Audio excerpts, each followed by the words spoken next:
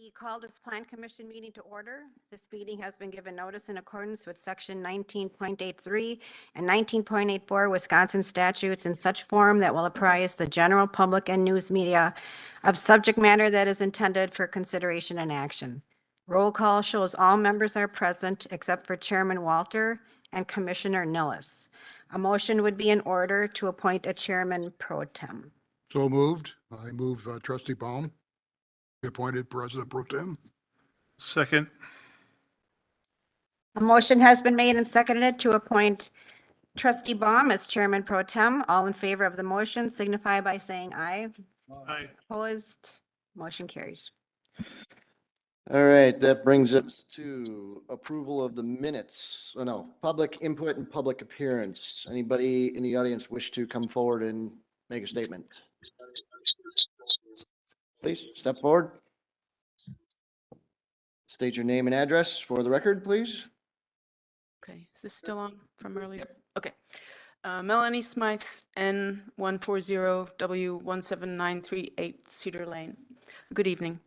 I have some information, but I also have some questions tonight, and I'm just wondering if our neighborhood meetings have been scheduled yet as a result of the Not yet. 2050 plan, and when those might be.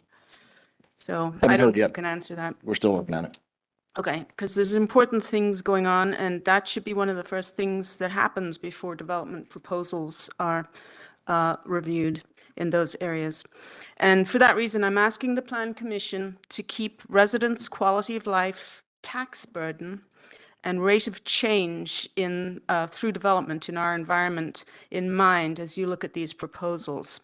Our taxes have gone up from my talking with people from 12 to 16.5% just from the village itself, and that can be tonight. TID 9 was enlarged, so we can look forward to having those taxes diverted until 2038 and not be part of the general fund.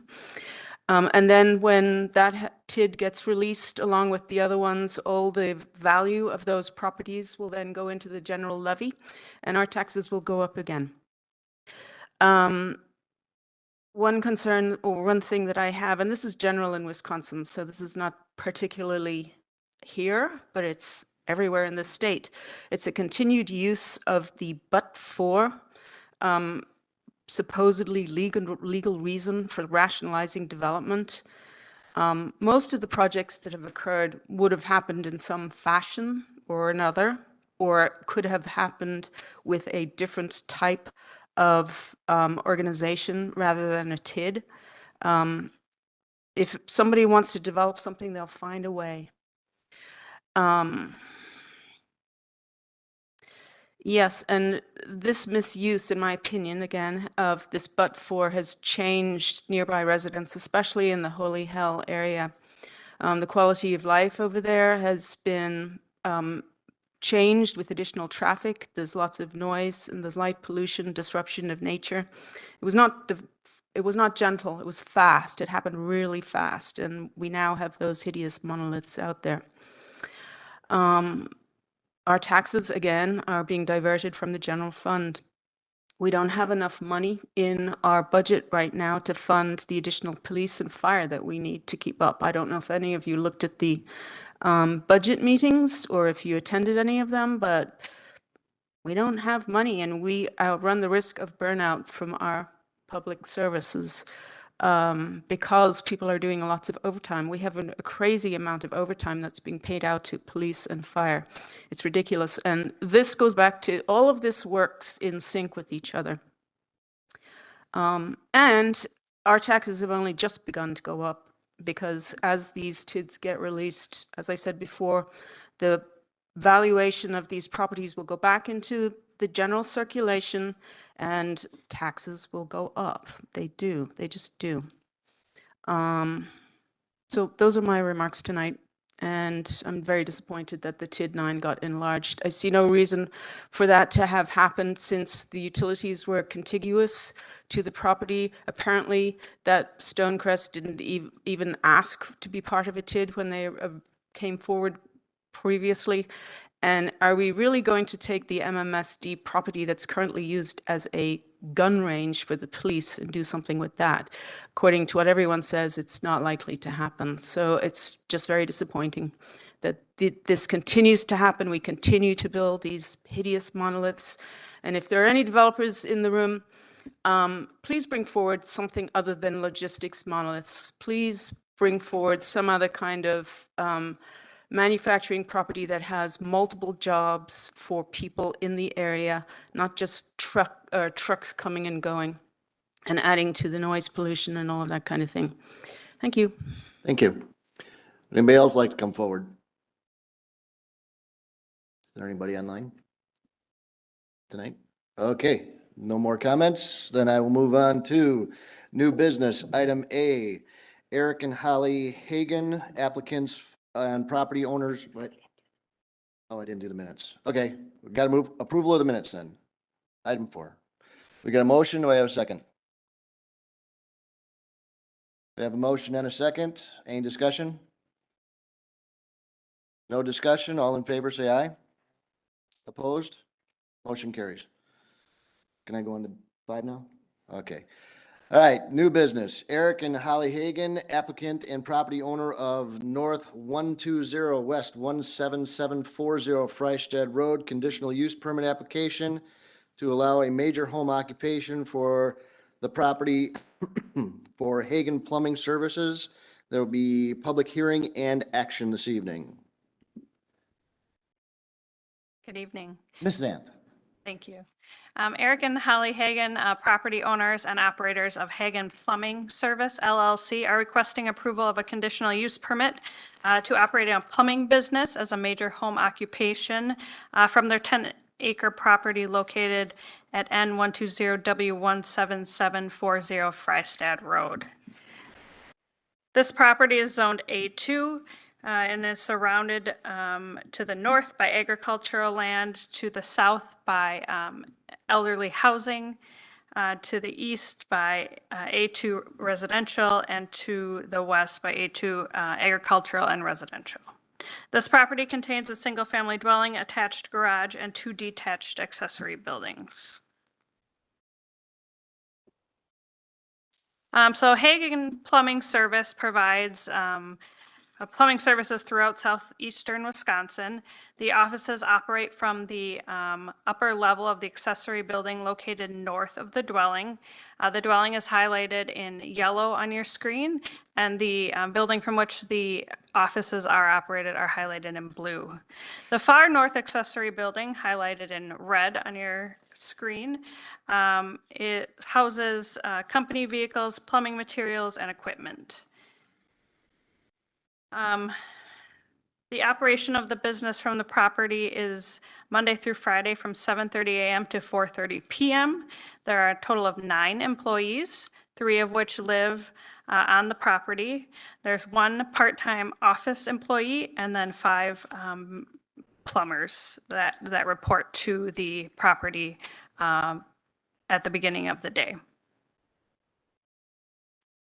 This is traveling eastbound on Freistadt Road. You can see the tree line along the west side of the property. And this is traveling westbound on Freistadt Road. The subject property would be on the right-hand side of your screen. So this is a 10-acre property zoned A2. The major home occupation business is allowed in the A2 with the CUP, subject to some conditions, including that the business owner lives on the property. In that case, this is met. The activities associated with the home occupation need to take place within the dwelling or accessory structures. That's also been met. And the storage required to be located in a side or rear yard screened from the right-of-way and adjacent properties. This is also the case. So the need for this conditional use permit for the major home occupation was discovered when the property owner reached out to the planning staff to inquire about reconstructing or renovating the accessory building located north of the dwelling, which is located also within a floodplain. Following the conditional use permitting process, staff will work with the applicant to determine the applicable regulations for working within the floodplain. Staff recommends approval of a conditional use permit for Eric and Holly Hagan and Hagan Plumbing Service to operate as a major home occupation, providing plumbing services from the property located on Frystad Road, subject to 7 conditions. And I can go through those if you have any questions about them, but otherwise, Committee? Any questions right now?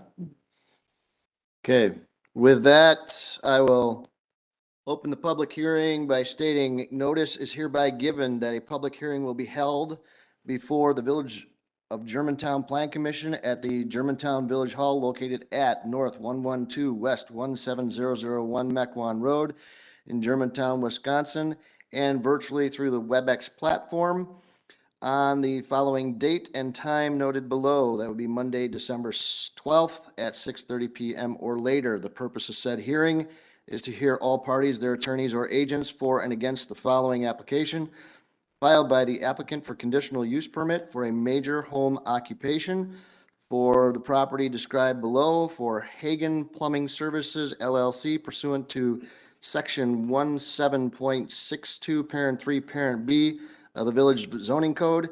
Applicant is Eric and Holly Hagan, North 120 West 17740 Frystad Road.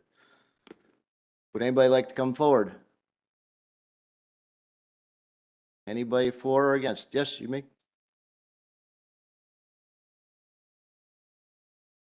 I think if you don't have a speech made, sit back, and if we have questions and somebody wants something, we'll call you forward, okay?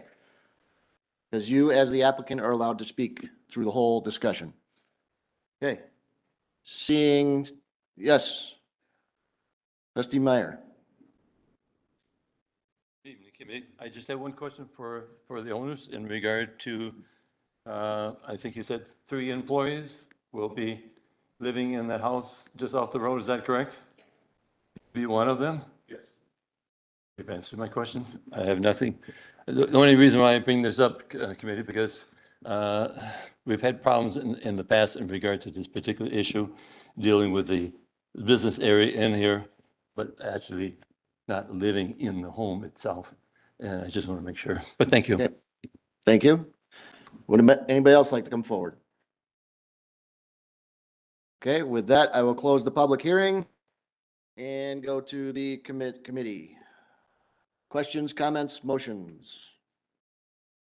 I'll move approval of the village staff recommendation with the 7 conditions. We have a motion. Is there a second? Have a motion and a second. Any discussion? I have one question. Did I understand this has been an operating business for an extended period of time? That we made the mistake of, okay. All right. Okay. Yes, Mr. Williams. First question, is there a limit? Is the CUP for this particular situation going to be limited to 4 years and they'll have to come back for a re-review, or is this an unlimited CUP? I thought I read in the code it's got to be 4 years. So we typically include a requirement for that 4-year or other time period as a condition. In this case, we don't believe we have a. you don't, right? That's what I was asking. Yeah. There currently is nothing in the 7 conditions, but does our code require it? That seems like the question. Right. Does our code require them to come back in 4 years? The way we've interpreted the code is to, again, require a specific time limit in the CUP. Okay. And not fall back on the 4-year language that's in the code right now. Okay. So if you want it to be reviewed, then we would need to we should include a condition with a specific time frame. I guess I'll move to have an amendment to require the 4-year time frame, especially considering we've let this go without being aware that they were not in compliance. We have a motion. Is there a second? We have a motion and a second. Any discussion? Yes. What is the 4-year? So Jeff, maybe I'm a little confused. So this, if we approve this as it stands right now without the amendment, it would go into perpetuity essentially, or if the property changed hands, would it then by nature expire? No, this one, we also do not include a termination provision on the sale of the property or business. If you would like to include that, you certainly can as well. So this would be recorded and it kind of runs with the land? That would, So a future user could use it for the same essential use? technically, yes, without that You- transition or termination clause. There are provisions in there that allow the village to void the CUP if it's operated differently than what was originally presented, or the conditions or impacts are greater than what were originally anticipated as part of the presentation. And that's one of the conditions, condition number 1, I believe. Sort of a standard language that we include.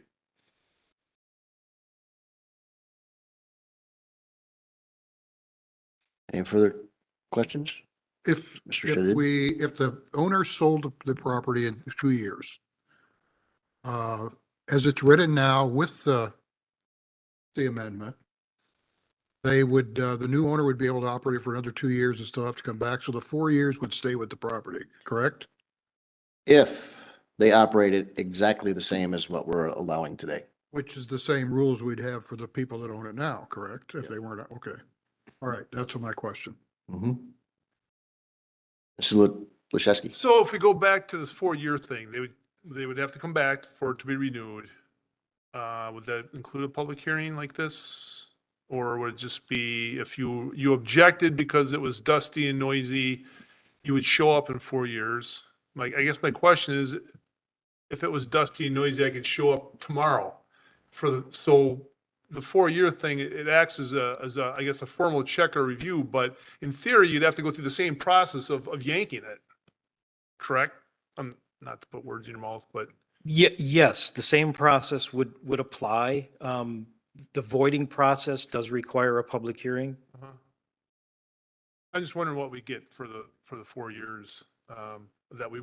Because again, the public could come, if there's a problem and a nuisance, the public could come here and complain and we could review it and have a public hearing and in theory revoke it. But in 4 years, we're just gonna have this, they'll have to come back. And if everything's cool, everything's cool. It just ends up as more time and effort for everybody to say it's good. You know what I mean? I think it's really a matter of when people don't want to speak up about it, and they'll call the police department to do a noise complaint, sound complaint, some kind of complaint, but they won't come here. That would then, the 4-year would then trigger the applicant to come here, and then we would ask for all the violations. But if it was so bad, they're calling the police twice a week or whatever, it would become an administrative matter, I would think, and it'd end up here anyhow. If it got that bad. If we get that many complaints, then staff would trigger a review. We would attempt to remedy the situation, find out what Right. why things are the way they are. And if nothing is improved, then we would bring it back for review and a potential void. Or the middle ground would be to amend the conditions in some way. If that were possible, to address the situation with an amended condition or requirement. You know, the perspective is the business has been there for how long? Business has been there for 5 years already, and nobody even knew it was there. So, Well, I think some of this is more. yeah. Mm-hmm. So, further discussion? No more discussion? All in favor, say aye. Opposed? Opposed. This is for the amendment, right? This is for the amendment. Okay, opposed. One opposed, motion carries. Then we have a motion to approve the 7 conditions now with the 1 amendment for the 8 conditions. Any further discussion on that? Seeing no further discussion, all in favor say aye. Aye. Opposed? Motion carries.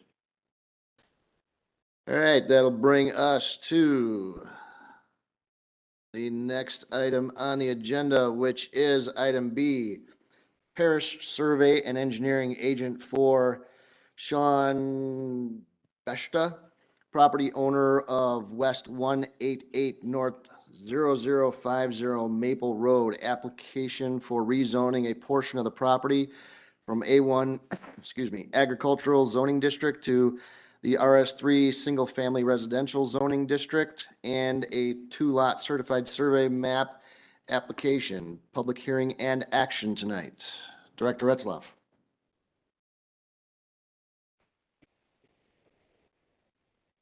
The subject property is located on Maple Road, about quarter mile north of Appleton Avenue. The zoning is A1. The property is comprised of 3 parcels totaling about 41 acres in area. There are a significant amount of environmental features on the property, including the Menominee River that runs across the property north to south, and a significant amount of wetlands and floodplain associated with that. Approximately 83% of the total area is in wetland and or floodplain. This graphic shows the development portion of the property. It's located on the west side of the Menominee River, just east of Maple Road. It includes an existing dwelling and 5 detached accessory buildings. In March of 2021, there was a land division proposal that was discussed with staff and a representative for the owner. At that time, they were proposing a similar 1.5 acre land division around the existing dwelling. And one of the detached buildings with the balance of the property and 4 remaining detached buildings to be included on a separate second lot. At that time, staff advised the owner's agent, that such a land division and development would not be allowed under what was then in effect the 2020 land use plan for the village. We discussed possible land use plan amendment, but at the time, staff generally concluded there really was no legitimate argument that would benefit the public for changing the classification from the current agricultural conservation residential, given the extent of environmental features on the property and the fact that the property was located in that larger environmentally sensitive area associated with the Menominee River. On this graphic, you can see the property is highlighted in yellow. On the west or the left side of the parcel, that green shaded area, that's the area that's outside of the wetland and floodplain, and the area that is in the ag/conservation residential area under the 2020 plan. If you recall, under the 2020 plan, you could only divide a minimum 5 acre parcels for residential purposes. So at the time, staff advised the owner that that land division couldn't take place, and a land use plan amendment, while it could be proposed, staff wouldn't necessarily support it. At that time, there was no further communication with the property owner or the agent after April of 2021. In May of 2022, a quitclaim deed was recorded at Washington County that effectively divided the property into a 1.5 acre lot around the dwelling and one of the buildings, as and consistent with the original proposal. That quitclaim deed recording was in violation of the village's subdivision and zoning codes. It also had some other issues and in fact created 4 separate parcels. So something needed to be adjusted to bring that back into compliance with the existing village zoning and subdivision regulations. The situation was uncovered in August of this year when the surveyor representing the owner proposed a rezoning of the 1.5 acre parcel. And it was pointed out that that parcel shouldn't have been created in the first place and needed to go through the village's subdivision regulations and review for consistency with the plan and zoning.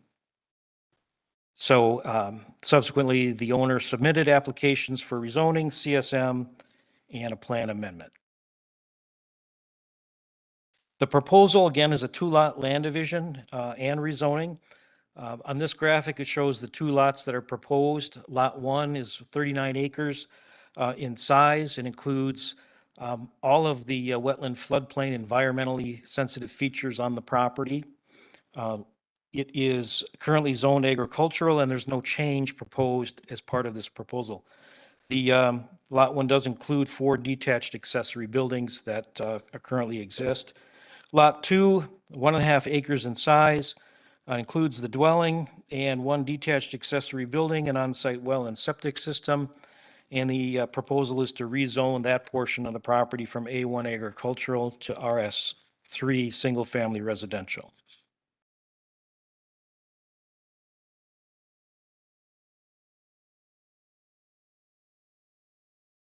The two-lot land division and rezoning are not consistent with the 2050 plan that is currently in effect. Unlike the 2020 plan and the agriculture conservation residential area that had that 5-acre limitation on lot size and did provide for some residential uses, the 2050 plan does not. The property is located in the Shane Laufin Menominee River District under the Neighborhood Districting Corridor concept in the 2050 plan. It's an environmentally sensitive open space district intended to remain undeveloped except for pre-existing uses. New residential land uses are undesirable. Existing uses are allowable to continue. The two-lot proposal also results in the 4 accessory buildings being on a separate parcel without a principal use in place. The owner has indicated a desire to simply use those accessory buildings for personal storage. For these reasons, staff does not support the proposed CSM and the rezoning. But I would point out that under the 2050 plan, there is some flexibility in that the undesirable classification under the preferred land use for residential uses in the Shane Laufin district does provide for uses that may be allowed if they're accepted under special circumstances. The applicant in their application simply indicates a desire to split off the house and use the detached buildings for personal storage. For these reasons, staff does not support or agree with that there's any special circumstances that exist.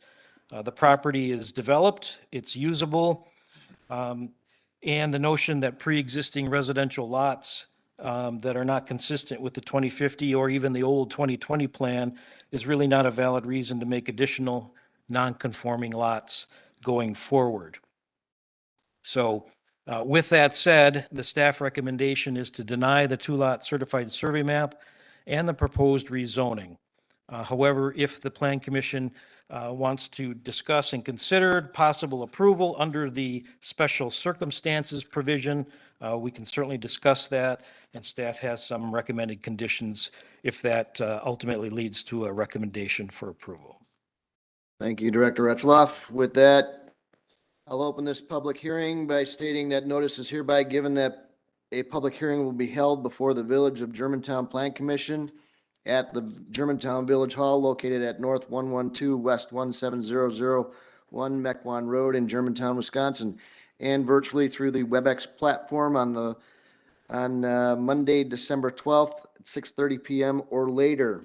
The purpose of said hearing is to hear all parties, their attorneys or agents for and against an application to rezone the following described property from A1 Agricultural Zoning District to the RS3 Single Family Residential Zoning District pursuant to Section 17.16 of the Municipal Code. The applicant is Parish Survey and Engineering Agent for Sean Beshta, property owner of North 188 North 10050 Maple Road.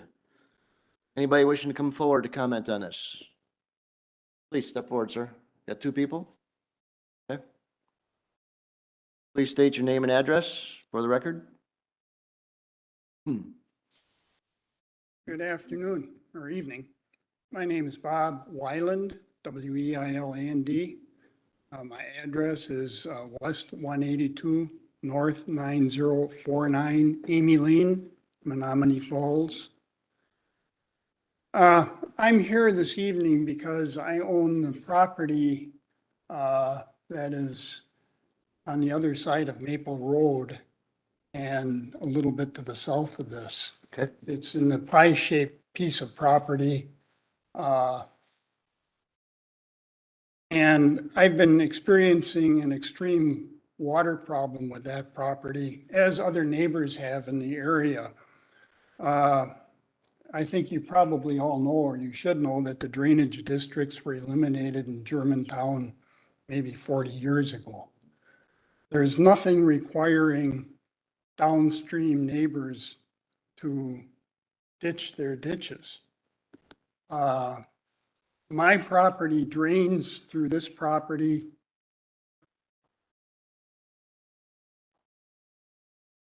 There's a ditch that was built there. It's barely recognizable. Is that your house on the, No, I don't have a house here. just property? Right here. Okay. Mhm. Here, close to. Goes to the Milwaukee River or Menominee River. There's another old drainage basin tile under. This drainage doesn't work. Okay, can you come back to the microphone? Because people on TV can't hear you. Thank you. That drainage doesn't work. It all drains to the north now. And there's been a culvert installed maybe, I don't know, 40 years ago by the gas company that drains into the Menominee River through the gas company ditch. Well, the gas company ditch, that I call it the gas company ditch, is all full of trees. It doesn't drain. Now the village is experiencing, well, for the last 10 years, the village has been experiencing flooding on Maple Road. I can't ditch this property because I don't own it. The DNR won't allow a property owner or property person to ditch a ditch that they don't own. Right. The village doesn't want to do anything about it. I've approached the village. Maybe you weren't here when I did that, but I spent quite a bit of effort trying to get this understood, and nobody'd do anything. Well, my property just keeps getting wetter and wetter. I can't farm it anymore. The property, the house I own there has a wall caving in because of the water table. It just doesn't, the water doesn't go away.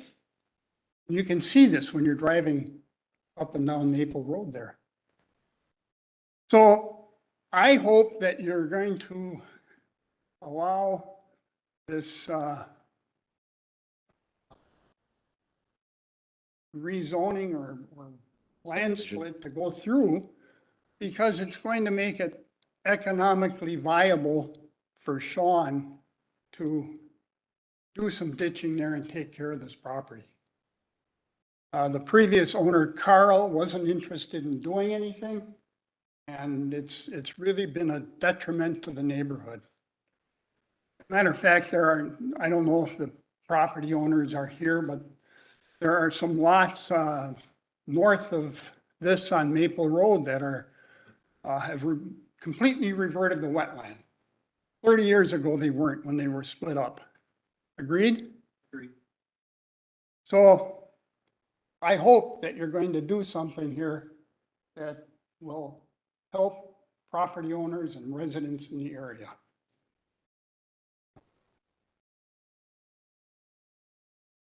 I think that's pretty much what I wanted to say, except I also appreciate how Sean has taken a lot of effort to clean up this property. It was a mess 5 years or 2 years ago. He's done an outstanding job cleaning it up, and I think you guys should consider that. Thank you. Thank you. Thank you for coming forward. We have one more person coming forward.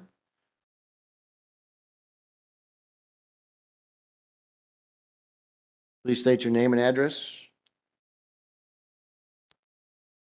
Hi, my name's Ann Barforth, Barforth, and I live on W188 and 10115 Maple Road. So just north and across the road from this property.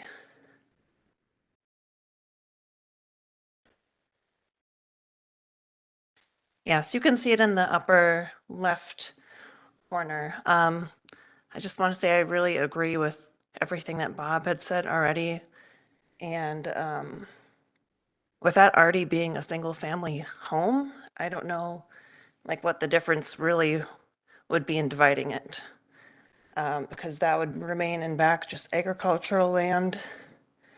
Nothing would really impact the environment there. And I think it would really help our community and, you know, making Maple Road look better. And that's all I have. Okay, thank you for coming forward. Anybody else like to come forward to say anything for or against? Mr. Meyer, trustee Meyer. The only thing I'm going to mention is this particular road is on our 5-year plan, is going to be done in 2 years. So whatever agreement that they're going to end up doing will be in the future as such. My other remarks, I'll hold off when it comes before the full board. When they do the road, would they fix a clogged culvert? See, I don't really know what Larry would do because there's a lot of wetlands, and what was talked about in regard to flooding mainly happens on the north end of the road per se. So Okay. it's a little bit south of Fawn Lane where the one development is in there per se. So Okay, thank you. If the highway department isn't already aware of it, we can pass along the information from tonight. Yeah, please, please. Anybody else wishing to come forward to make positive or negative for or against? Seeing as none, I will close that public hearing and open it up to the committee members. Need a motion? Questions, comments?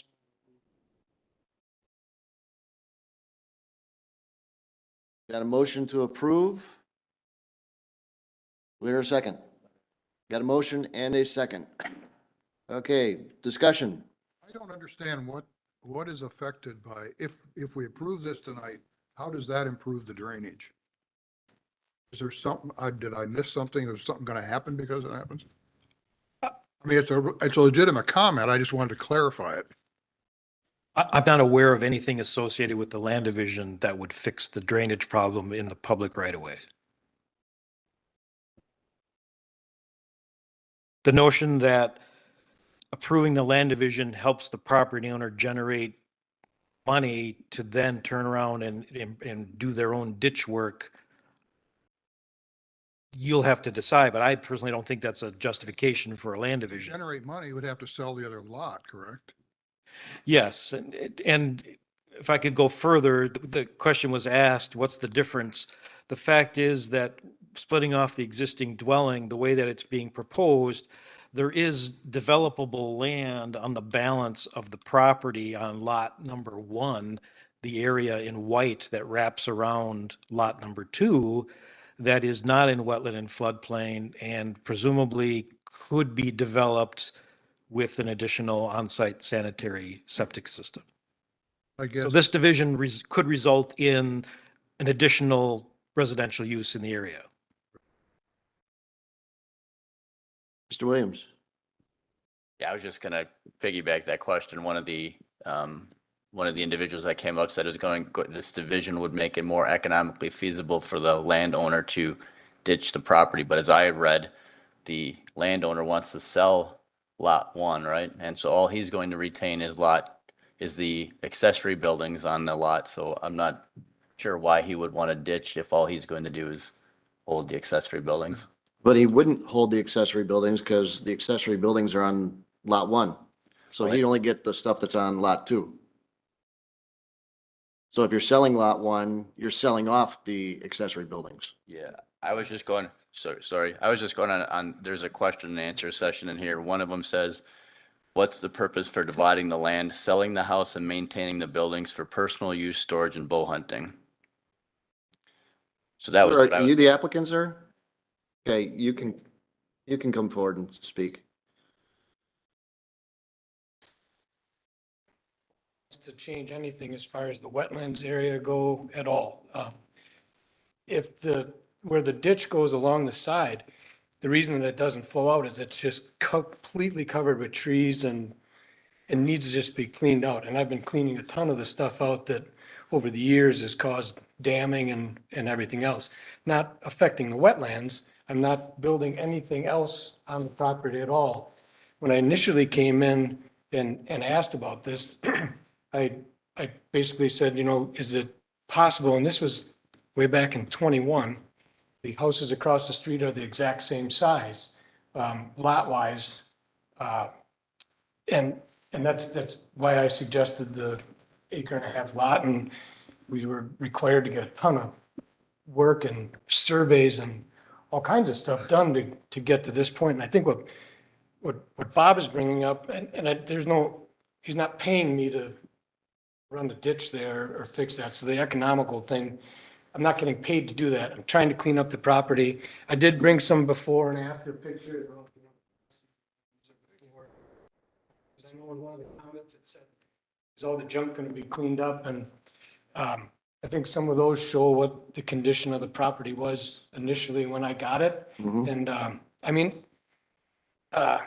got a little bit of a backstory of the whole thing. I applied for a job there when I was in '87, and I got a job it was a tool and die shop at that time. I got a job there. I was basically the lawn maintenance guy and the running boy. Became friends, ended up leaving for college, but would work on summers and stuff. Became friends with Carl, took care of him. After I got back from college, kept doing stuff. Unfortunately, about end of 2018, he called me and said he was completely broke, which was a shock to me, but he had given all his money to a Jamaican lottery scam. Took him in, ended up buying the house, supporting him at that time, bought the house. I kept him in the house as long as I could, taking care of him, but I'm not a nurse, I'm a carpenter. But I was doing nursing things, helping him out until pretty much end of 2020 was when I had to put him into an adult living facility.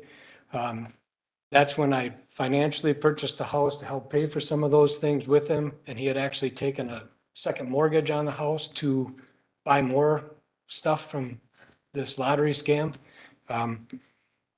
I took care of him until he passed away last year. And that's pretty much that story. I did go around to every landowner within 1,000 feet. Bob, the Schusters, Chaudrons, Mike and Julie, Gene Phillips, the Barfords, Joan Engel, Jimmy Poteet, Jose, right across the street. They all were emphatically said that we'd love to see you do this. Jimmy Poteet's got 4 lots in the back that are just all small lots.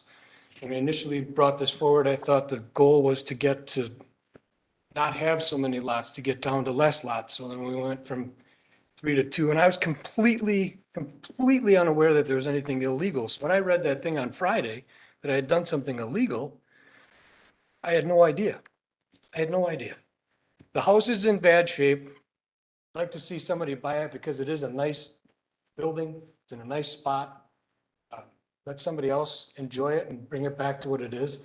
I don't live there. It's been vacant pretty much since Carl died.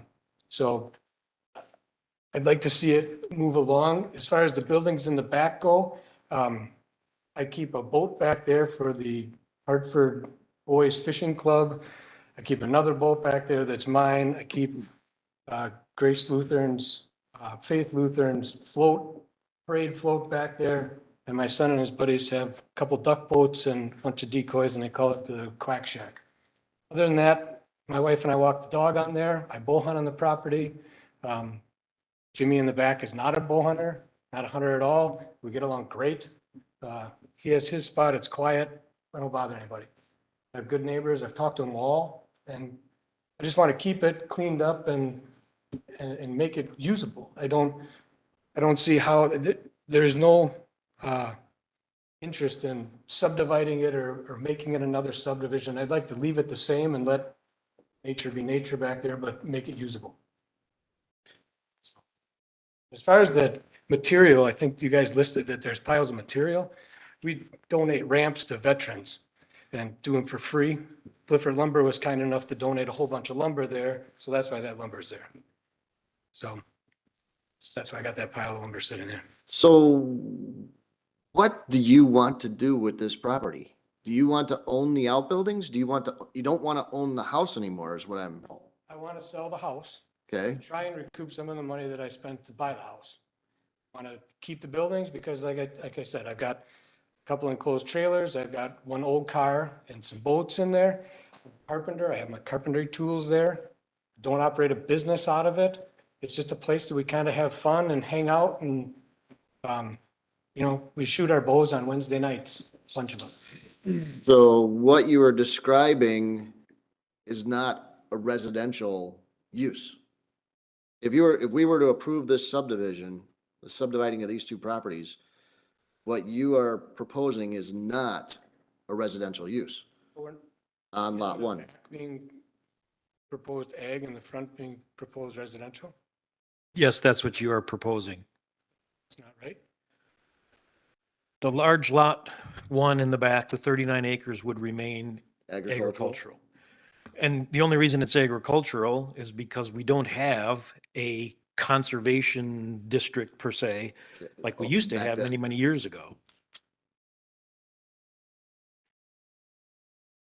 If the intention is to try and keep the property as a private recreation area, I believe that is an allowable use with a conditional use permit under the agricultural district.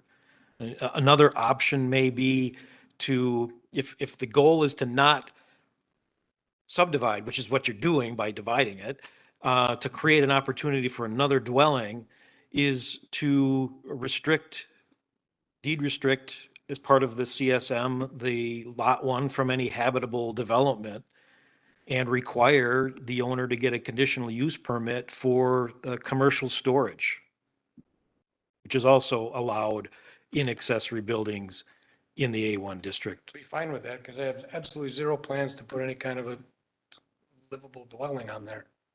You know, I don't want to build a house. Emotionally attached to the land. Okay, so, go ahead. No, So it would appear that what the applicant has brought before us is not the correct way to go. Or yes, we want to subdivide, we can allow the subdivision, but we have to get a conditional use permit for the lot one.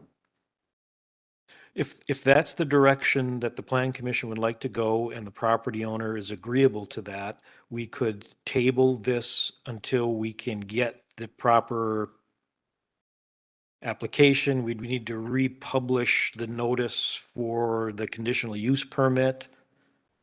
But we can do that. Okay, Would be fine with that. I think there was a lot of confusion. I tried not, like I said before, I'm not a nurse, I'm not a politician either, so I didn't know what to do exactly when I purchased it. I kind of just went with suggestions through my realtor, and it sounds like there was a huge gap of time that I would check with him and say, you know, what's going on? And there wasn't anything going on. I don't think he had it going as fast as I would have liked to, but I didn't want to come into Lori's office every day and bug her. well, it sounds like we're on a proper course based on this discussion. Let's hear what the commission has to say. Mr. Leszewski. I would agree with that because absent that, if we allow the split, I mean, in 20, 30 years, you're gonna have another house there, which I don't think is the intent of what we did with our 2050 or well, it wasn't part of the 2020 plan, but I don't think that's the long range intent.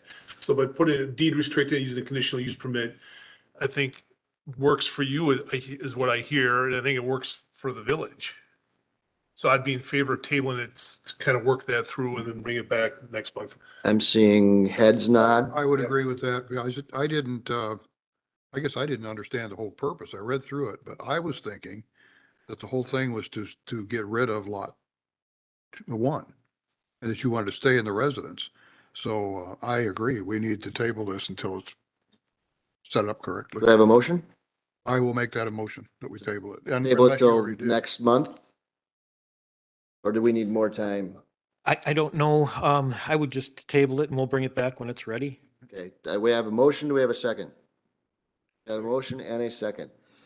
Sir, do you understand what we just I did? think so. Do I have anything else I need to bring to the table as far as, I know it said soil samples, but I'm not adding any kind of a sanitary sewer or building. Yeah, if we're not pursuing use of lot 1 for habitable dwelling purposes or future development with a residential dwelling, then we can change the notes and do some other things with the conditional use permit conditions. So we can talk about what, if anything else, that you need to bring. Okay. Now that we kind of all have an understanding of what we're trying to do, I think we have a game plan as to where you can go and how you can achieve what you're looking for. So just work with staff and Okay, they'll bring you back as soon as you can. okay, So- sounds good. Thank you. Okay, wait, Mr. Williams. Jeff, I just have one question, just for my clarification. In the write-up, it says that splitting off of the accessory buildings on a property is only allowed when there's a primary use of that property. So just so I understand, what will be the primary use of the property once those buildings are split off into the? What I'm thinking is with the conditional use, we'll specify the principal use as a private recreation area or commercial storage or both. And then we'll specifically address how each of the buildings can remain. Probably, we can talk further, but, likely indicate that no further buildings can be added or something to that effect. And No habitable structures, no camping, that sort of thing. when that comes forward, will there be a motion on there that this ditch has to be cleared out? Well, that I don't know how we tie that to the land division rezoning conditional use permitting process. That's what I'm wondering. Because Um, I think I plan on doing it in spring anyways. yeah, the residents' problem is the drainage. And the gas ditch that somebody was referring to, that's the east-west ditch along the south side of your property. Yep. Yeah, okay. So we'll have to check with village engineer as to whether the gas company has any liability or who's responsible for all that. Yeah, they have an easement there, so arguably they should be responsible. So we may find a To some solution for degree. you for that too. Yeah, that'd be great. Okay, so Well, the work with answer's staff. fine. It's- Okay, we have a motion and a second. Any further discussion? All in favor? Aye. Opposed? Motion carries. We'll see you as soon as you can get all this worked out with staff. Okay. Yeah, they're down that way. Okay. Thank you. Let me get back to my agenda here. That brings us to item C, which is Preferred Concepts LLC, agent for Borough Busdom Trust, property owner of West 188 North 10515 Maple Road. Site plan review for a 1,055 square foot patio addition to Busdom's Bar and Grill. Action is required tonight. Director Retzloff. Thank you. The Busdom Pub and Grill property is located on Maple Road, just up the road from the property we were talking about earlier, right at the US 41 overpass. The proposal before you tonight is to expand the outdoor patio by approximately 1,055 square feet to include a smoker lounge, a covered seating area, a cooler equipment area that's covered, and also a portion of uncovered patio, along with a sidewalk that's being constructed along the side of the building to allow access from the front to the back. This graphic shows a plan view of a portion of the existing building on the top, highlighted in red.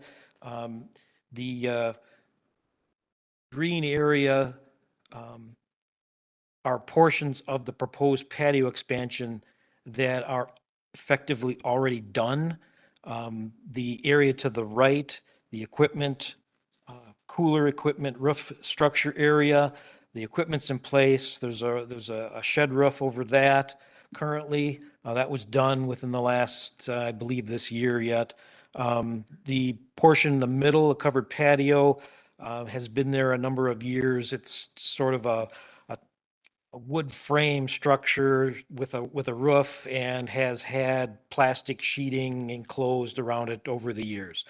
The proposal now is to, let's just say, legitimize that existing covered patio area in the middle with a more aesthetically pleasing proposal that includes enclosing the smoker lounge and covered patio areas with vertical corrugated metal panels in the color of brown, along with 3 overhead garage doors with glass panel inserts. This view on the screen shows the west elevation of the building with the patio area improvements presented, and metal panel roof components over those covered areas as well. Got a couple other graphics that were also included in your packet that show the various elevations. A graphic, a spec sheet, if you will, for the garage door and the color of the metal roof and framing. Staff's comments include the fact that the area is in the same Cheyenne-Laufin Menominee River District intended for conservation and environmentally sensitive land areas surrounding this particular property. This existing use is allowed to continue. The patio expansion work, as indicated, commenced in portions without plan commission approval or building permits. A double fee penalty would apply. Inspection services are requiring commercial plan review, building permits, occupancy bond. Fire department is looking for a pre-occupancy inspection. And Public Works is looking for just a post-construction grading plan that would address the additional concrete pavement in the west side of the building. The staff recommendation is to approve the site development and building plans for the enclosed patio expansion, subject to 5 conditions, not 10 that were included or shown in the staff report, just 5. And we can go over those if you like. I know Peter Lalonde is here representing the property owner. If you have any, Peter, do you have anything you wanted to add or just respond to questions? Okay, thank you. Hey, commission members. Mr. Leszewski. Condition number 2, the plan corrections, wasn't there a laundry list of stuff that we went through, I want to say 6 months ago? There was some self-storage proposed, but I thought there was a number of things that were required to be done in this property going back X number of years that were not completed. This is part of cleaning up some of that old, non-approved, not permitted items. That discussion, I understand, is moving forward. We have application and plans for the mini storage, self-storage development on the west portion of the property. So that project is moving forward. That's independent of this one. So, But some of that other, if I recall correctly, there's a need for a wetland delineation, which has been done for the property. There's, not shown in this graphic, there was some asphalt millings that were added around the building. That'll need to be addressed as part of the overall grading plan that's being called for as part of this approval. Wasn't that other project redoing the front parking lot? We talked about possibly requiring something to be done in the front parking lot area. so those historical contemporaneous improvements are linked to the other application, not this one. I didn't see a need to link it to this one. We're trying to just get permitting on the building features and improve the aesthetic appearance on that west side. Okay, so this canopy that's shown on that side was done without a permit. Is that, Yes. that's what you're saying? Okay. Commissioners?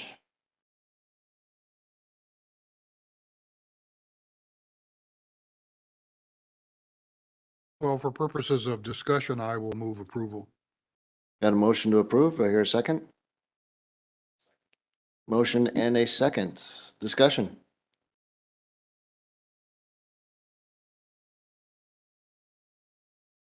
Mr. Lashewski.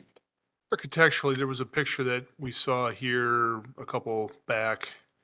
Those, it's hard to tell like what here is existing and what's being added.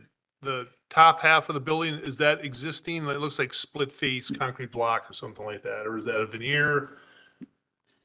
The upper portion of the building, anything that looks like concrete block is there, and it is concrete block.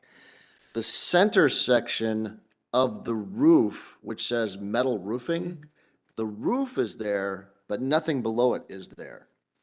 The corrugated metal and roof on the left side of the drawing, below the three big windows, is not there.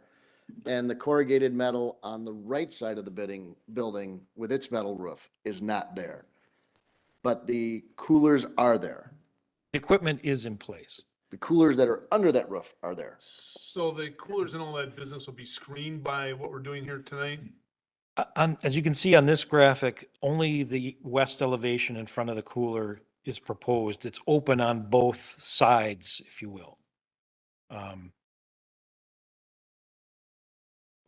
Stuff have to be redone that's done already to make the new stuff work?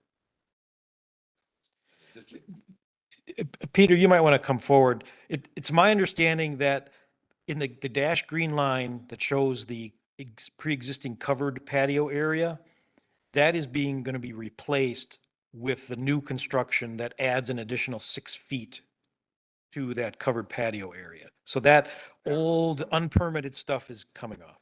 Correct. And the west end is actually enclosed, The west end, yes, is gonna be enclosed. and it's got a door to it. No, it's gonna be open on both the north and south side. The reason is that the compressors and so forth are there, and they need to breathe. The whole. Oh, this reason is the for inside proposal elevation. for it is just to shade it from the elements, snow, rain, sun, just to keep it cool, and to keep it out of the sight of, traffic and so forth. It just looks nicer. That's truly the only reason for it. Okay, so I'm just a little confused about what's involved here. I'm looking at the picture, same one that's up there. The covered patio is going to be part of this process. What you're going to do to replace the completed, not approved or permitted on the right side, that's being taken care of in this process, correct? Correct. And then, yeah, this coming off and they're going to put the new one on. Then what's going on over at the left in this picture? That's a smoking room, so they don't have people all over the place smoking outside the building. Okay, that's part of this too. That's part of it. Okay, now I understand. Essentially, we're adding 6 feet to what was existing there on the patio where you see the garage doors.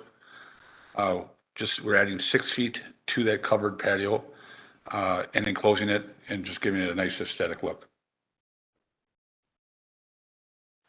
There's no plumbing, there's no electrical. It's just basically structure. And this is going to be like a 3-season area? Correct. Correct. And how is that gonna blend in with what's going to be new behind it? I've got a concrete box here and we are trying to dress up the new buildings so it looked pleasant from the interstate. Prior to this, it was a makeshift of plywood, plastic, and some tin. Yeah. Well, again, in this case, as the Architectural Review Board, the Planning Commission will need to decide if what's presented and the materials, the appearance, the color scheme is compatible, consistent with, improves the appearance of the existing building.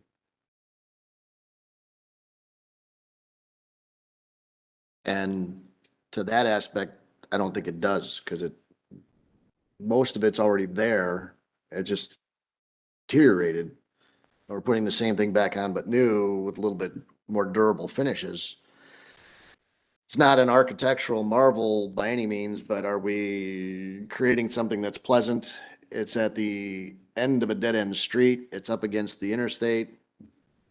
If we do come forward with the storage buildings, that will block most of this from the interstate? There's a good chance of that, yes. I'm torn between saying, give me something beautiful and it is what it is. We are trying to get the parking lot improved with the storage buildings so that there was a little bit more pleasing look at the front of this building. Yeah, I mean, in that case, I don't have a graphic, but if you recall, there was going to be they were going to divide the property where this building and the front parking in the front would be on a separate parcel. And then the storage units would have a separate parcel with a driveway on the south side of the building. And it was part of that we would need to do some dressing up of that parking area and driveway to make it clear where one parcel ends and the other begins, and there's a distinct driveway going back to that. Yeah, and I thought that would be the start of dressing up this whole area. And now we're not going to do anything to the balance of this building. We're just going to put this addition on the back. That's what's proposed. Yeah. So that's why I'm torn. That's why I'm torn. It is what it is. We're not doing anything to the front. We're not improving it at all. We're just putting a lean-to on the back of the building.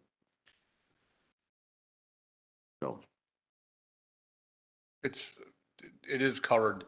The garage doors do give it an aesthetic look. It does have a purpose for a complete covered patio. Aesthetically, there's no comparison from what it was and to what it will be. So, comments? We have a motion to approve it. As presented.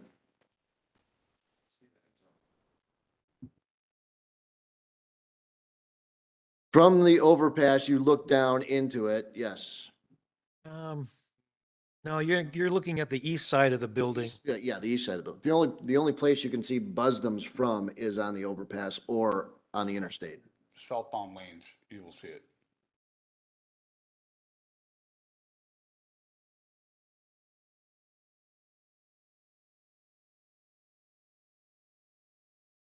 It's very likely that the storage buildings and any landscaping that would be required in front of the storage buildings would likely shield most of the building from the view as you're heading southbound on 41 at 70 miles an hour.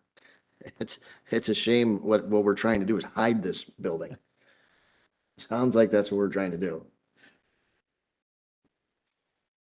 But if the self-storage doesn't happen, we still end up with kind of what we're looking at right now. Yeah. True. Mm-hmm. I mean, when it makes sense to have, as far, this is, photo's a little blurry. Is there any, I can't remember, is there any buffering between the interstate and this As of right parcel? now, Yeah, none. Not a lot. There's a fence line and whatever weeds and trees grow up in that during the summer months. right. Would it make sense to have some type of like contingent landscaping along the interstate if that other development does not happen? Just some, I don't know, again, I don't know if you can fit them in there, blue spruces or a berm or something that kind of gets us to, or acceptable with this architecture, which is less than, I guess, what we'd really like to see. Yeah, that's, I mean, because that's my fear is, great, if the other thing happens, it sounds like we fixed it that way, but if it doesn't happen, then we haven't fixed anything. We fixed it very modestly. That's my concern. yeah.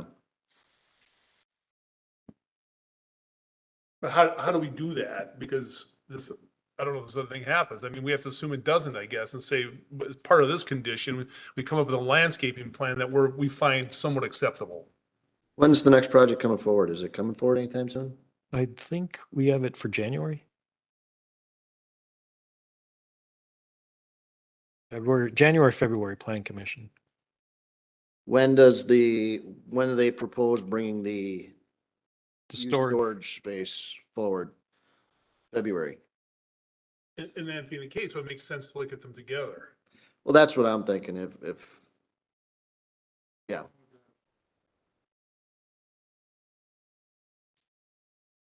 Because then we talked about doing something in front of this building, which that might dress up the front of it a little bit. You're putting all this stuff behind it that may give a better look behind it.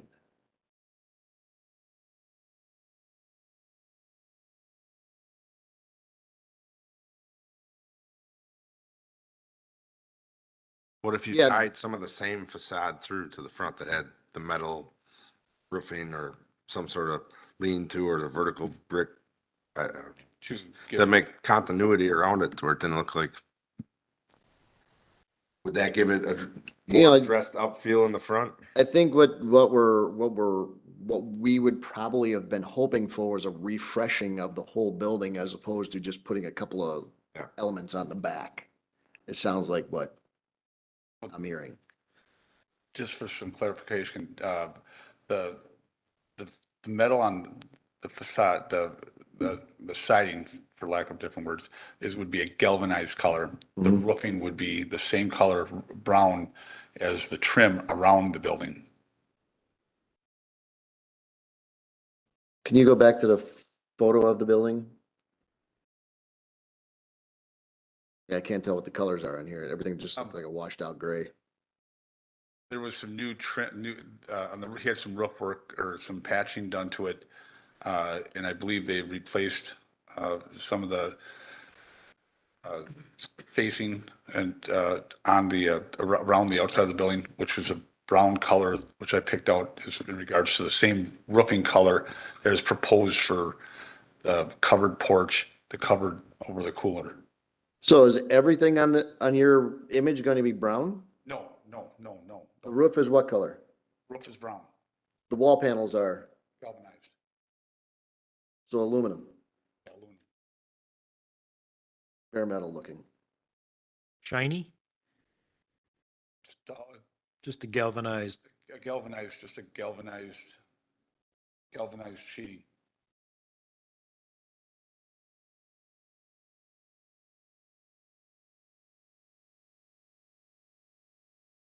I should have taken some pictures of other projects like that. Yeah, I think that would, a color rendition of this would be helpful.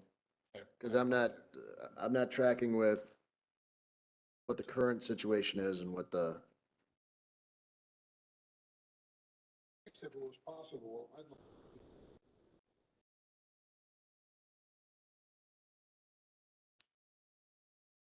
you want to table it?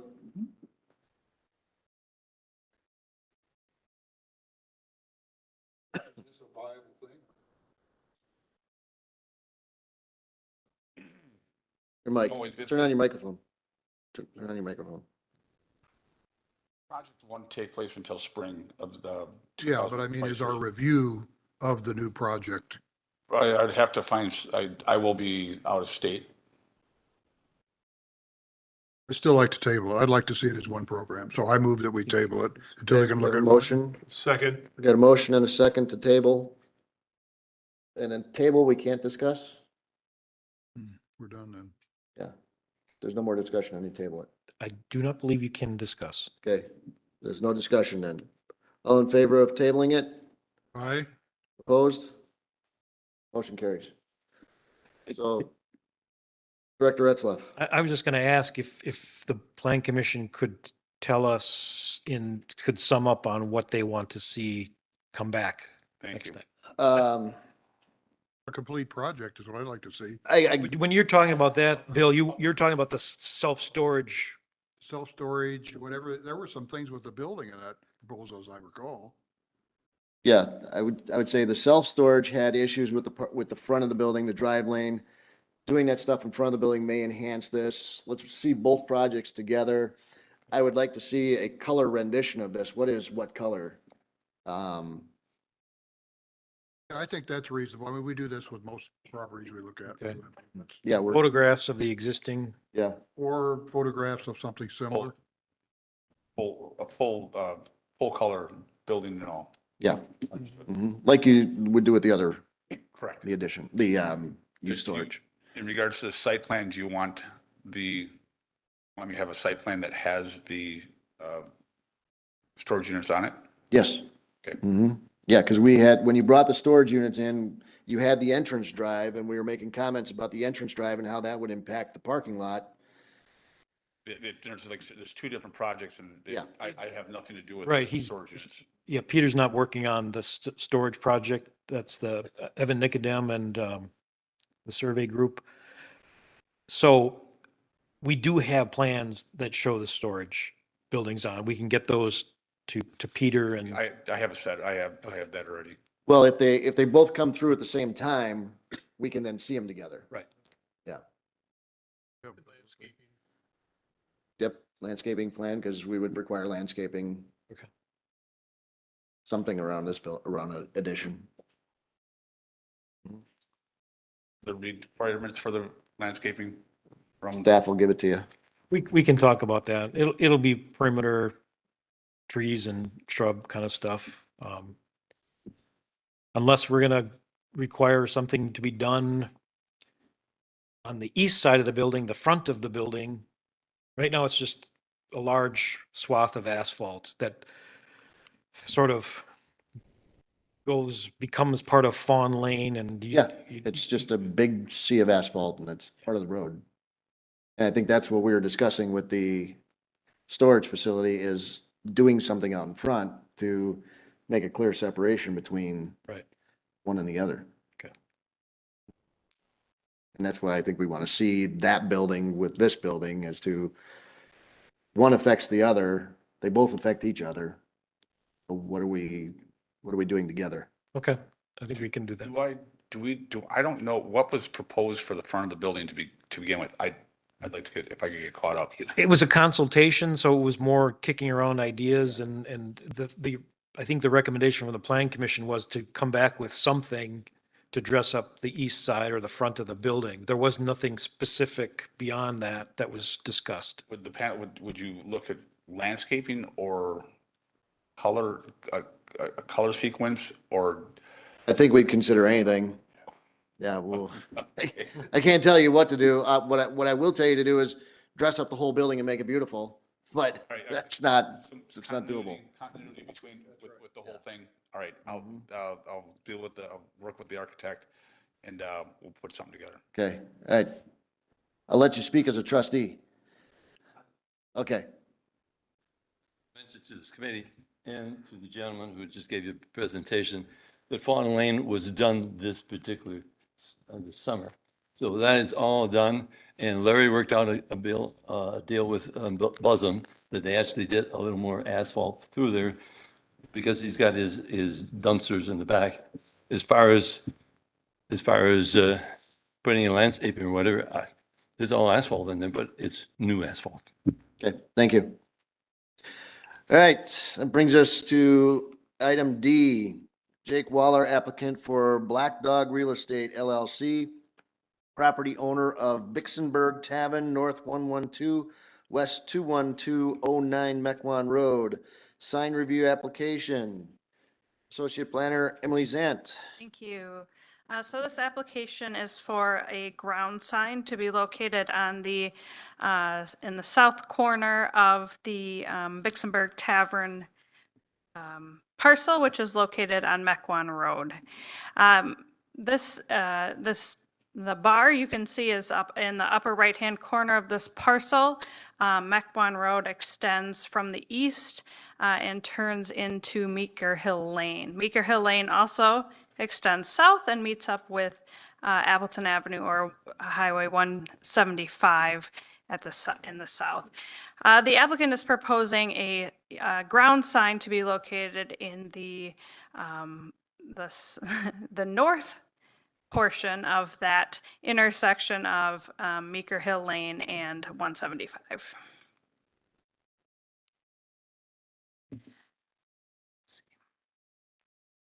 So the proposed ground sign is a 4-foot by 4-foot, or about 4-foot diameter, about 25 square feet, 10 feet tall, a single-sided plywood sign with pressure-treated lumber structure, all on a masonry base. The proposed sign would be illuminated with solar downlighting. It's intended to be visible by traffic along Appleton Avenue, primarily northbound traffic. But if you're traveling southbound, you may be able to kind of turn back and see the sign as well. All components of the proposed sign will be located 6 feet from the road right-of-way and a total of 22 feet from the edge of the road. Trees and brush will be cleared as necessary in the area to allow visibility of the sign. The applicant is proposing 5 feet of landscaping on all sides of the base. A specific landscape plan does need to be submitted and approved by village staff and the village forester prior to installation of the sign. So this is a sketch provided by the applicant. You can see the stop sign in the very southern tip of this intersection. The sign would be set back 6 feet from the road right-of-way marker, which is still actually in from the reconstruction of this intersection back in 2017. Okay. So staff recommends approval of the ground sign for Bixenberg Tavern, subject to 2 conditions, one of which is a detailed landscape plan, and the second is an as-built survey showing that the entire sign and all components of the sign do meet the required 5-foot setback from the property line or right-of-way. Thank you. Commissioners? Move approval with the 2 conditions from the village plan staff. Got a motion and a second? Motion and a second. Discussion? No discussion? I have one question. It's a single-sided sign. What's the back of the sign going to be? Is that going to be visible from some direction? I believe the applicant is online this evening, if he has any addition, but I believe the back side of the sign would be facing the trees. It would be kind of slightly angled, but not, you wouldn't be able to see both sides. Okay. I didn't want to see the back of a sign. All right, further questions? So I guess that one question I forgot I was going to ask this before, but the solar powered sign. So there's solar panels, there's no wiring to the sign, is that correct? It's Charging up the batteries? little Yeah. little solar panel on top of a little light. I didn't see the solar panel on that one sign, so that's all right. I thought that's what it probably. There is an example included in their I saw application that. packet. I think the type of lighting is commonly used on like real estate signs. Yeah, it's the white sign. Yeah, I guess you can't see the panel on that sign. Yeah. Okay, that's all I had. Okay, we had a motion and a second. Any further discussion? Seeing none, all in favor, say aye. Opposed? Motion carries. Next item on the agenda will be item E, Zilberg Property Agent for ZPG Development LLC, property owner, West 210 West. It's not West and West, is it? West 210, I assume that's North 12975 Gateway Crossing. 3-lot certified survey map. Application action is required. Okay. Planner Zant, Associate Planner Zant. This is an application. The subject property is located on the west side of Gateway Crossing between Rockfield Road and Holy Hill Road. The zoning of the property is M1 PDD. It is the Germantown Gateway District Planned Development District. Let's see. The proposal is three-lot certified survey map of the existing parcel that's 55.9 acres. Proposed lot 7 will be 17.1265 acres, and that contains the existing Zilber 5 building, which is being completed, which is currently being completed. Lot 8 will be just less than 16 acres, and that will be buildable for another industrial building. And Lot 9 would be 22.7 acres, also buildable for another future industrial building. Planning staff did provide a project review memo dated November 23rd. This does include a requirement for a note regarding future access to Rockfield Road from Lot 9. And then the village's engineering consultant and the public works director did identify a few technical corrections in another memo. Both of those memos and the note have been added as conditions of approval for the certified survey map. Thank you. Commissioners? Questions, comments, motions? I would just also add that the CSM is consistent with the general development plan for this area. I'll move approval subject to the three staff recommendations. Got a motion? Do I hear a second? Got a motion and a second. Discussion? As Planner Zant stated, this is in keeping with what was presented 2 years ago, so. No further discussion? All in favor, say aye. Opposed? Motion carries. Next item on the agenda is Michael's Sign Inc., agent for ZPG Development LLC, property owner, West 210, North 12975, Gateway Crossing, sign review application. Okay. This is a multi-tenant sign for Zilber 5 property, which was a part of the CSM we just discussed. Zilber 5 is just finishing construction. The proposed ground sign is a 3-foot 8-inch by 9-foot tall, 33 square feet per side, double-sided aluminum cabinet with removable aluminum panels on a concrete base. The sign will not be illuminated. This is similar and complementary to the signs for Zilber 2, 3, and 4. This monuments sign or ground sign will be located on the north side of the south driveway off of Gateway Crossing. This is the landscaping for the proposed sign is consistent with the other Zilber signs, including compact junipers around the base of the sign. So staff recommends approval of the ground sign for the property at W210 and 12975 Gateway Crossing. Thank you, Mrs. Zant. Commissioners, questions, comments, motion?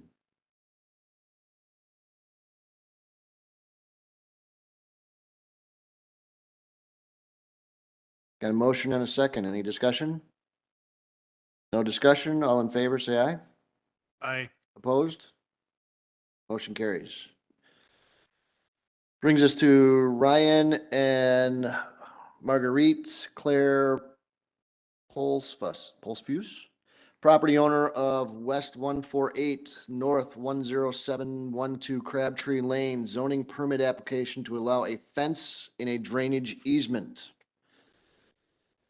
Associate Planner Zant. Thank you.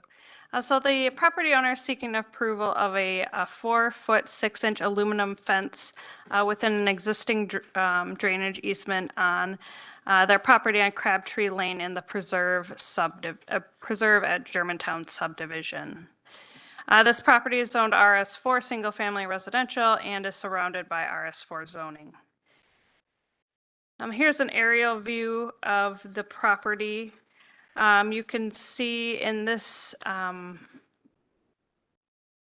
diagram a 10-foot wide public drainage easement along the north property line and a 20-foot wide private drainage easement along the east property line. The proposed fence is highlighted in red. The proposed fence would be 4 feet 6 inch high, a black aluminum rail and post fence, and it would be installed about 2 inches off of the ground. Section 17.502 does provide for fences within drainage easements at the discretion of the Plan Commission, provided that the proposed location, design, and materials of the proposed fence and fence will not materially interfere with the drainage flow within the easement, and the applicant needs approval from the homeowners association to encroach within the easement. This type of rail and post style fence would not interfere with the drainage flow and would be 2 inches off the ground. That did get approval from the Preserve at Germantown Homeowner Association for the installation of the fence.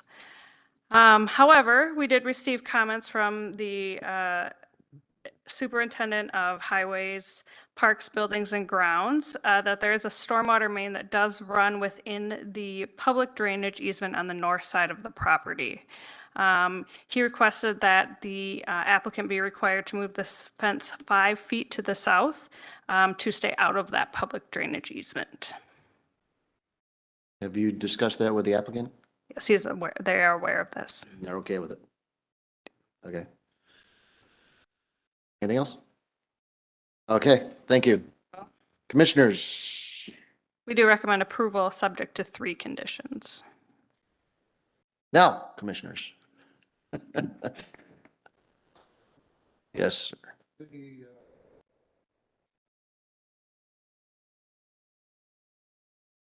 I mean, we have a 20 back of our property. We only have rights to do anything. This appears to be clear at the end. These people have missed all the point. So in this specific case, I believe the property to the east is in a different subdivision. So the landscape easement, the drainage easement along the east property line is a full 20 feet on this property, yes.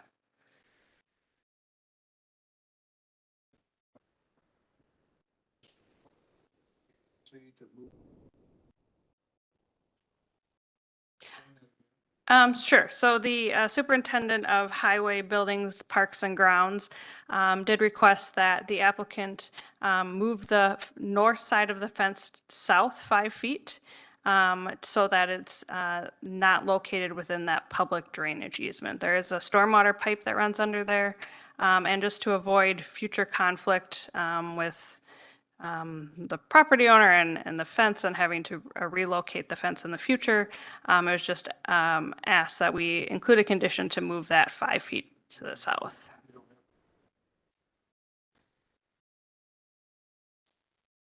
The fence shall not be installed within the 10-foot public drainage easement along the north property line. Yep. We have a motion. Is there a second? We have a motion and second. Discussion? Mr. Leszewski. Emily, I'll throw you a nice softball. What's the difference between a public and a private drainage easement? Sure. So a public drainage easement would be something that's maintained, if you will, by the village. A private drainage easement would be, in this case, is like an ground flow drainage easement in the case of a heavy rain. The applicant in this case did note that they don't usually have water flowing in that back part, and it's actually quite flat in this location. But we still, in this here, have to approve into the private drainage.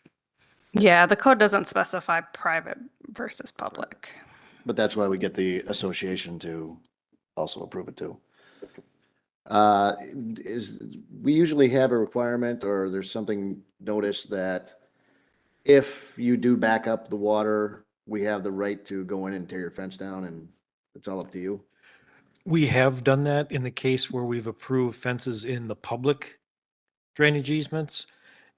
And that's typically when there's no stormwater pipe underground. In this case, in an abundance of caution, as Emily pointed out, the Division of the Village Public Works Department responsible for maintenance of those facilities is recommending relocating, not putting the fence in the public drainage easement. Right. We do have a condition number 2, which states that it's the responsibility of the homeowner to maintain free flow of water within that private drainage easement at all times. But nothing that says if you block it, we have the ability to come in and take out your fence. Not within the private drainage easement, no. And if you were to approve the fence in the public drainage easement, we would recommend that you include an additional condition along those lines. But we're not doing it in the public, we're only doing it in the private. Correct. Yes, okay. All right, any further discussion? Seeing no, all in favor, say aye. Opposed? Opposed. One opposed. Motion carries. Next item on the agenda is Jason and Susan Roxbury, property owners of West 153, North 11489 Potomac Circle, zoning permit application to allow a 6-foot fence in a front yard. Okay. Associate Planner Zant. So Jason and Susan Roxbury are seeking approval to construct a wood privacy fence in the front yard at a height of 6 feet on the residential lot. This property is zoned RS6 and is surrounded by RS6 and RD2 zoning, which is the 1 and 2 family district. The proposed fence would be a 6-foot wood privacy fence. This is a corner lot, so again, as we've discussed previously, there are 2 front yards on a corner lot. There's an existing fence located in the outlined in blue on the screen, and the proposed fence is shown in red. It's needed for safety of the children. Section 17.502F provides for residential fence modifications up to 6 feet in height in a front yard or of residential lots versus a maximum of 4 feet that is allowed by right. 6 foot height can be allowed by the Plan Commission after considering visibility, privacy, and access. This is looking east toward Potomac Circle. The dwelling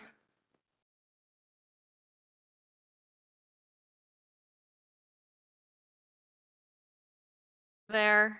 Let's see. This is looking northeast from Gettysburg Drive toward Potomac Circle. I did my best to kind of outline where approximately the fence would be located. It would be 15 feet from the edge of the road and 4 feet outside of the road right of way. It would come in line with the house on the east side. This is looking west from Potomac Circle along Gettysburg. The red line indicates where the fence would extend from the front side of the house.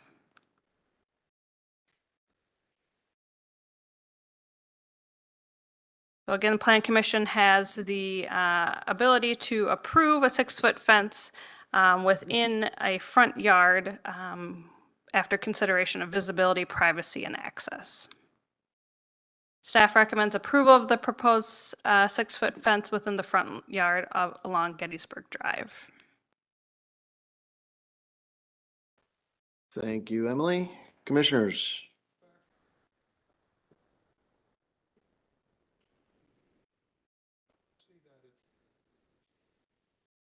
It is not. There's just no leaves on it. There's the tree there. Yep.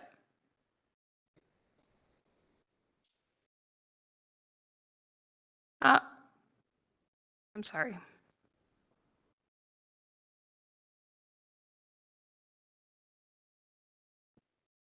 Can you please turn on your microphone so they can hear you at home? Did you say there was what was the use for the fence? Was there someone handicapped or what did you say? The applicant did, and the applicant is here tonight if you have specific questions, but it's generally for the safety of the children. The reason that you wanted the larger fence, so the higher fence. For the safety of the children. rather than 4 If you feet. could come to the microphone to answer, thank you.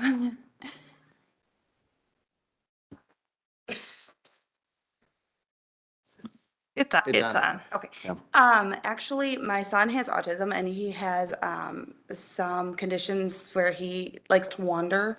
And, through the, children's long-term, support, that goes through the county, they suggested that, a 4-foot fence would not be safe enough for him because as he's growing, he, could be able to climb that. Whereas the 6-foot privacy fence, he is more likely to, well, and also they work with A1 fencing that also makes the fence,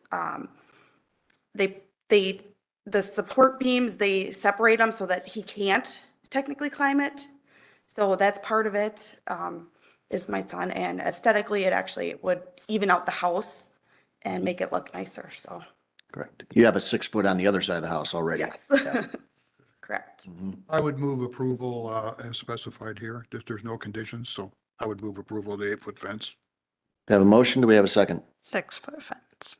Second, Motion to approve 6-foot high fence? 6-foot. 6-foot high fence. 6-foot, I'm sorry. Okay, we have a motion and a second. Any discussion?